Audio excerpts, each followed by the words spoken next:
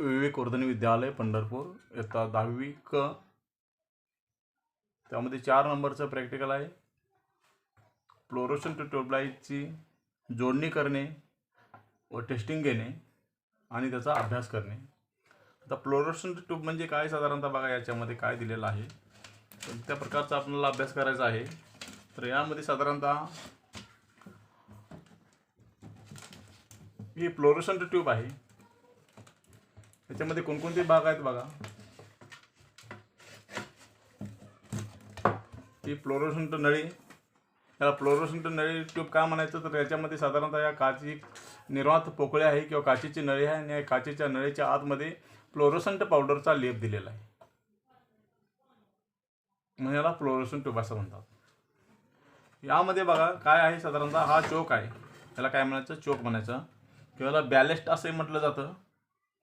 तर साधारण ह्या चोकमध्ये काय असते, तर सिलिकॉन स्टील स्टॅपिंगपासून बनवलेल्या पट्ट्या आहेत आणि त्या पट्ट्याच्या वरच्या साईडला साधारणतः कॉपरचं वाइंडिंग गुंडाळ असतं. कॉपरचं असेल किंवा अल्युमिनियमचं असेल. तर हा जर चोक खोलला तर त्यामध्ये तुम्हाला साधारणतः ते वाइंडिंग तुम्हाला बघायला मिळेल. जसं मोटरमध्ये जसं वाइंडिंग भरलं असतं तसं याच्यामध्ये साधारणतः यू आकाराच्या क्लिपा असतात आणि त्या यू आकाराच्या क्लिपावरती साधारणतः ते वाइंडिंग काय केलं असतं, गुंडाळलेलं असतं. ज्यावेळेस आपण याला सप्लाय देऊ त्यावेळेस काय होतं, साधारणतः याच्यामध्ये 1000 व्होल्ट सप्लाय तयार होतो. कशाच्या सहाय्यानं मतीनं, ह्या स्टार्टरच्या मतीनं. त्यावेळेस काय होतं, साधारणतः ही ट्यूब काय होते, पेटली जाते. ज्या सिलिकॉन स्टीलच्या जे काय पट्ट्या, त्या पट्ट्याच्या वरती जे वाइंडिंग गुंडाळ असतं त्या वाइंडिंगमुळे काय होतं, जेव्हा आपण सप्लाय देतो तेव्हा त्याच्यामध्ये काय होतं, तर EMF तयार होतं, म्हणजेच चुंबकीय रेषा निर्माण होतात. त्याच्यानंतर बघा ही जी आहे पट्टी, काय म्हणायचं, पट्टी. तर पट्टीचा उपयोग साधारणतः काय होतं बघा, ही जी मेटल पट्टी आहे ती साधारणतः स्टीलच्या जाड पत्र्यापासून बनवली असते. त्याने ह्या स्टीलच्या जाड पत्र्यापासून बनवलं, स्टील म्हणजे काय पत्रा आहे आणि याच्यावरती काय केलंय, इनॅमलचं आवरण दिले किंवा पेंट दिलेलं आहे. थोडक्यात काय केलेलं आहे, पेंट दिलेला आहे. आणि ह्या दोन्ही साईडला साधारणतः बिजागिरीचं सायान, म्हणजे बिजागिरी किंवा आपण त्याला रिबीट म्हणतो, रिबीटचे सायान काय केले, या ठिकाणी हे 2 कान बसवलेत आणि याच्यामध्ये साधारण साईड होल्डर बसवलेला आहे. म्हणजे साईड होल्डर बसवण्यासाठी किंवा ट्यूबची पकड होण्यासाठी जो साईड होल्डर आहे, याला साईड होल्डर म्हणतात. ही पकड होण्यासाठी साधारणतः ही पत्र्याचं या ठिकाणी बनवलेलं आहे आणि याच्यावरती साईड होल्डर बसवलेला आहे. हा जो आहे तो स्टार्टर बेस आहे, म्हणजे या ठिकाणी साधारणतः हा स्टार्टर बसवला जातो. हा स्टार्टर म्हणजे काय बघा, याच्यामध्ये काय असते बघा, याच्यामध्ये साधारणतः काचेची एक नळी बघा आणि त्याच्यामध्ये साधारणतः बायमेटॅलिक पट्ट्या, म्हणजे 2 मिश्र धातूच्या 2 पट्ट्या आहेत. आणि हा जो भाग आहे तो कंडेन्सर आहे. हा काय, कंडेन्सर आहे. हा ज्यावेळेस आपण ट्यूब चालू करतो त्यावेळेस काय होतं की ह्या 2 ज्या पट्ट्या आहेत या पट्ट्या काय होतात, गरम होतात आणि गरम झाल्यामुळे काय होतं, एकमेकाला टच होतात. टच झाल्या की काय होते की ट्यूब पेटते आणि ट्यूब पेटल्यानंतर क्षणामध्ये काय होतं, या 2 पट्ट्या काय होतात, एकमेकापासून असे अलग होतात आणि अलग झाल्या की ट्यूब काय होते, कंटिन्यू चालू होते राहते, बरोबर. तर साधारणतः हा स्टार्टरचा आपल्याला या ठिकाणी उपयोग आपल्याला पाहता येईल. त्यानंतर बघा हे वायरिंग केलेलं आहे बघा. हे वायरिंग कशा पद्धतीने केलेलं आहे बघा. हा जो चोक आहे साधारणतः सिरीजमध्ये टाकलेला आहे, ट्यूबच्या सिरीजमध्ये साधारणतः हा चोक टाकलेला आहे. हा डायरेक्ट जोडलेला नसतो, डायरेक्ट जोडलेला नसतो. तर कसं जोडलेला असतो, साधारणतः सिरीजमध्ये, ट्यूबच्या सिरीजमध्ये साधारण जोडलेला बघा. काय केले बघा, ही एक वायर आलेली, ही कुठून आलेली आहे, तर साधारणतः ह्या होल्डरपासून आलेली. हा जो होल्डर आहे या होल्डरपासून एक वायर घेतली, चोकला आणली आणि चोकची दुसरी वायर काय केली बघा, इथं जोडलेले आणि इथून काय केले, ट्यूबच्या दुसऱ्या साईडच्या साईड होल्डरला जोडलेले आहे. बरोबर. आणि हा स्टार्टर तशाच पद्धतीने साधारणतः हा सिरीजमध्ये या ठिकाणी टाकलेला आहे. आता या ठिकाणी ही जी ट्यूब आहे, ह्या ट्यूबमध्ये काय काय असतं बघा. तर साधारणतः बघा एक आता हे बघा, साधारणतः ही फुटलेली ट्यूब आहे. याच्यामध्ये साधारणतः ही फ्लोरोसंट पावडर आहे. ही तुम्हाला जर पाहायला बघायला असेल तर या ठिकाणी बघा, ही ट्यूब फोडलेली आहे. याच्यामध्ये साधारणतः पांढऱ्या लेप दिला आहे, फ्लोरोसंट पावडरचा लेप दिला आहे. ही काच नुसती काच दिसते बघा तुम्हाला, ही फक्त काच आहे. आणि त्याच्यामध्ये काय केलं त्यांनी, फ्लोरोसंट पावडरचा या ठिकाणी लेप दिलेला आहे. बरोबर. म्हणजे ह्या असणाऱ्या पावडरचा काय उपयोग होतो, तर सर्वत्र पांढरा प्रकाश पडण्यासाठी. आता याच्यामध्ये वेगवेगळ्या कलरचे साधारणतः ट्यूब तुम्हाला बघायला मिळतील. म्हणजे हिरवी असेल, लाल असेल, गुलाबी असेल. ज्या ठिकाणी शोरूम असतात अशा ठिकाणी साधारणतः पूर्वी अशा ट्यूबा वापरल्या जायच्या. तर ही ट्यूब कशी भेटते बघा. याच्यामध्ये ज्यावेळेस तुम्ही ह्याला सप्लाय द्याल ह्या ट्यूबला, त्यावेळेस काय होईल की याच्यामध्ये जो आर्गॉन वायू आहे, तो आर्गॉन वायू काय करेल, पेट घेईल. आणि आर्गॉन वायूची जे इलेक्ट्रॉन्स आहेत ते इलेक्ट्रॉन पेट घेतल्यामुळे काय होईल की साधारणतः या ठिकाणी प्रकाशित होईल. म्हणजे ही जी ट्यूब आहे ती काय होईल, प्रकाशित केली जाईल. म्हणजे याच्यामध्ये कुठला वायू असतो, आर्गॉन हा वायू असतो.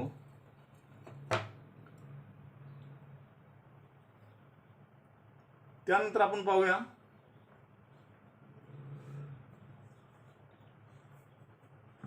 याच्यामध्ये साधारणतः दुसरी जी ट्यूब निघाली. आता ही साधारणतः जुनी ट्यूब झाली.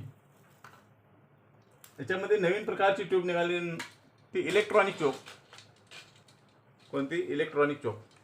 ती अशा प्रकारची नंतर आपल्याला हे ट्यूब सेट आपल्याला निघालेलं बघा. ही इलेक्ट्रॉनिक चोक आहे. याच्यामध्ये इलेक्ट्रॉनिकचे वेगवेगळ्या प्रकारचे घटक आहेत. मग त्यामध्ये कंडेन्सर असतील, त्यानंतर कॅपॅसिटर्स असतील, डायोड्स असतील, ट्रान्झिस्टर्स असतील. हे घटक या ठिकाणी वापरून काय केलं आहे, ही चोक बनवलेलं आहे.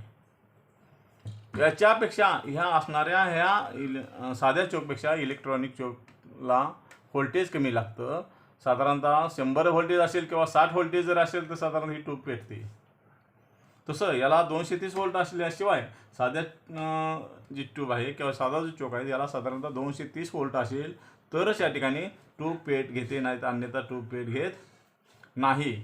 तसं ह्याला साधारणतः 70 व्होल्टेजच्या पुढं किंवा 60 व्होल्टेजच्या पुढं 200-250 व्होल्टेजपर्यंत साधारणतः ही ट्यूब पेट घेते किंवा लागते. ह्याच्यामध्ये याचं कार्य आणि याचं कार्य सारखंच आहे. बरोबर. यालाही साधारणतः बघा, याच्यामध्ये पण साईड होल्डर आहे दोन्ही साईडला. ह्या साईडला असेल किंवा इकडल्या साईडला असेल. ह्याला फक्त या ठिकाणी स्टार्टरची आवश्यकता नसते. याला स्टार्टरची अशा प्रकारच्या स्टार्टरची आवश्यकता या ठिकाणी नसते. का तर याच्यामध्ये ह्या असणाऱ्या चोकमध्ये अरेंजमेंट केलेली आहे. बरोबर. म्हणजे याच्यापेक्षा साधारणतः ह्या इलेक्ट्रॉनिक चोकला व्होल्टेज कमी लागतं. त्यानंतर बघा, आता आपल्याला काय प्रश्न विचारायचे, साधारणतः तुम्हाला परीक्षेमध्ये काय प्रश्न विचारला जाईल, तर स्विच ऑन केल्यावर ट्यूब लागत नाही. काय कारण असेल, तर सप्लाय नसेल, फिलेमेंट ओपन असेल, जोडणी सैल झाली असेल, स्टार्टर ओपन असेल किंवा चोक ओपन झाला असेल. बरोबर. तर आपल्याला ते बघायचं आहे. साधारणतः सप्लाय नसेल तर आपण ट्यूब लागणारच नाही. फिलेमेंट म्हणजे काय असते साधारण बघा. आता बघा ह्या ठिकाणी फिलेमेंट आहे बघा. फिलेमेंट म्हणजे हा जो फिलेमेंट आहे तो कशापासून बनलेला आहे, टंगस्टन ह्या धातूपासून बनलेला आहे. ठीक आहे ना. हा जो फिलेमेंट आहे साधारणतः टंगस्टन या धातूपासून बनवलेला आहे. तर साधारणतः हा जर ओपन असेल, आता हा कट झाला आहे बघा. हा जर कट झाला तर ट्यूब लागणार नाही. तर स्टार्टर ओपन असेल, स्टार्टर म्हणजे काय, हो हा स्टार्टर आहे. याच्यामधली एखादी वायर कट झाली असेल किंवा हा खराब झाला असेल, शॉर्ट सर्किट झाला असेल तरी सुद्धा या ठिकाणी लागणार नाही. चोक ओपन असेल, चोक म्हणजे काय, हा चोक. याच्यातलं समजा वाइंडिंग जर खराब झाला असेल तर काय होईल, ट्यूब लागणार नाही. त्यानंतर दुसरा प्रश्न असा विचारला जाईल तुम्हाला, ट्यूब लुकलुक करते किंवा पूर्ण प्रकाश देत नाही. म्हणजे ज्यावेळेस तुम्ही ट्यूब चालू करता त्यावेळेस नुसतं उघडझाप होते. किंवा लुकलुक म्हणते, आपण लुकलुकतो म्हणते किंवा तो लुकलुकते किंवा उघडझाप होते. याचं काय कारण असू शकतं, तर हा जो स्टार्टर आहे तो स्टार्टर खराब झाला असेल. स्टार्टर जर शॉर्ट झाला असेल तर साधारणतः ही ट्यूब उघडझाप होईल किंवा ट्यूब नळी गेली असेल. दोन्ही साईडला जर ट्यूब या दोन्ही साईडला साधारणतः ही जर नळी काळी पडली असेल तर साधारणतः या ठिकाणी ट्यूब फक्त उघडझाप होईल, ट्यूब लागणार नाही. त्यानंतर ट्यूबची एक किंवा दोन्ही कडा काळ्या पडल्या असतील, दोन्ही साईडचे जर कडा काळ्या पडल्या असतील तरी सुद्धा या ठिकाणी ट्यूब लागणार नाही. बरोबर. आता याच्यामध्ये बघा फायदा तोटा काय बघा. ह्या ट्यूबचा फायदा काय आहे आणि तोटा काय आहे ते आपण जरा बघूया.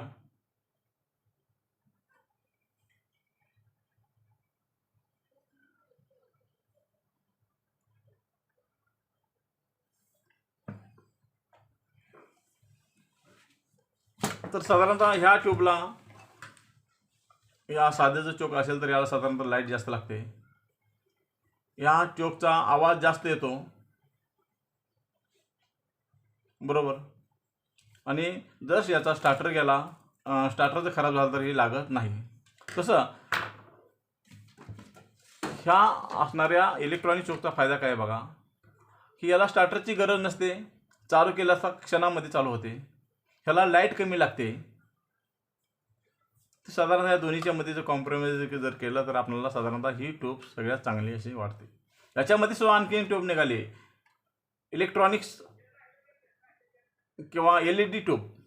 LED ट्यूब म्हणजे काय असते, साधारणतः अशा प्रकारची एक प्लॅस्टिकची बॉडी असते वरच्या साईडने. जशी काच आहे तसं प्लॅस्टिकमध्ये साधारणतः चौकोनी किंवा राऊंडमध्ये किंवा चौकोनी अशा प्रकारे साधारणतः पट्टी बनवली असते प्लॅस्टिकमध्ये. त्याच्या आतमध्ये LEDची स्ट्रीप बसवली असते. ती साधारणतः 18 वॅट, 20 वॅट, 25 वॅट अशामध्ये साधारण ते उपलब्ध असतात. पण त्याच्यामध्ये काय बघा, त्याचा तोटा काय आहे आपल्याला, सगळ्यामध्ये ॲक्च्युली ही ट्यूब चांगली, कुठली इलेक्ट्रॉनिक ट्यूब चांगली. LED स्ट्रीप जी आहे साधारणतः समजा एखादा जर LED त्यामध्ये गेला किंवा खराब झाला तर संपूर्ण ट्यूब तुम्हाला फेकून द्यावी लागते किंवा ती दुरुस्त केली जात नाही. त्यामुळं साधारणतः इलेक्ट्रॉनिक ट्यूब ही सगळ्यात चांगली, की तुम्हाला ह्या बदलता येते. जी LED जी ट्यूब आहे ती तुम्हाला बदलता येत नाही, तुम्हाला डायरेक्ट नवीन टाकावं लागते. तसं याच्यामध्ये नाही. समजा हा चोक गेला तर तुम्हाला चोक बदलता येतो किंवा ट्यूब गेली, ट्यूब नळी गेली तर तुम्हाला ट्यूब नळी बसवता येते किंवा नवीन बसवता येते. किंवा एखादा साईट होल्डर खराब झाला तर तुम्ही साईट होल्डर बसवू शकता. त्यामुळे सध्या मार्केटला जरी LED स्ट्रीपच्या जरी ट्यूब आल्या तरी ते आपल्याला फायदेशीर नाहीत. कुठल्या फायदेशीर आहेत, इलेक्ट्रॉनिक चोक असणाऱ्या ट्यूबच आपल्याला फायदेशीर आहेत. तर आपण याची चेकिंग करूया भाऊ. साधारणतः चेक करताना काय करायचं बघा. आता आपण ह्या ट्यूबची चेकिंग, ट्यूबचा जो असणारा चोक आहे तो चेक करूया. मी चालू किंवा बंद आहे कसं बघायचं, तर साधारणतः सिरीज टेस्ट लॅम्पच्या साहाय्याने साधारणतः हा चोक चेक करायचा आहे. तर पाहूया.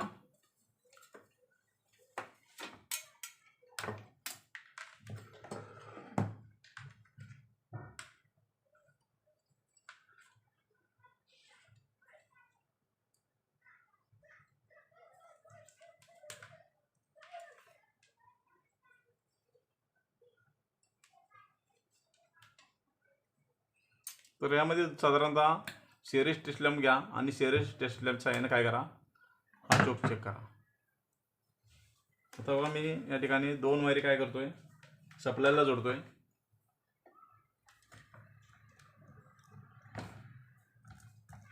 या ठिकाणी मी सिरीज टेस्ट लॅम्प बनवलेला आहे.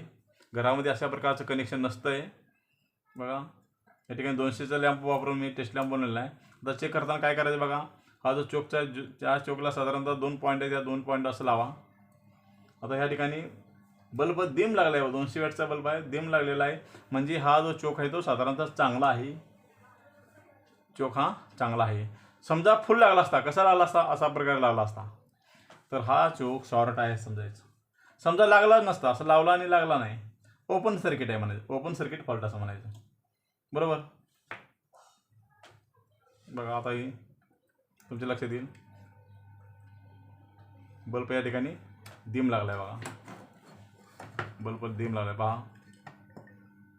म्हणजे हा जो चोक आहे तो कसा आहे, चांगला आहे. आता आपल्याला ट्यूब चेक करायची आहे. ट्यूब चेक करताना काय करायचं बघा, साधारणतः हे 2 पॉईंट, या ट्यूबचे 2 पॉईंट ह्या साईडला, या 2 पॉईंटला लावा, सिरीजमध्ये लावा. हो का, बल्ब लागला. ही फिल्म चांगला आहे म्हणायचं एका साईडचं. आणि दुसरं टोक घ्या. आता